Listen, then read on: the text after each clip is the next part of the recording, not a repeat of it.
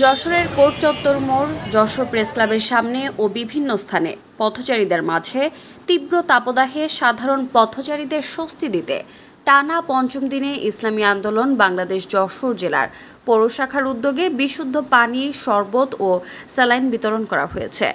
সোমবার দুপুর থেকে শুরু করে সন্ধ্যা পর্যন্ত পথচারীদের মাঝে পানীয় বিতরণে উপস্থিত ছিলেন যশোর পৌর শাখার সভাপতি আলহাজ আব্দুর রহিম, যশোর পৌর শাখার সেক্রেটারি গাজী শহীদুল ইসলাম সহ ইসলামী আন্দোলনের নেতৃবৃন্দ।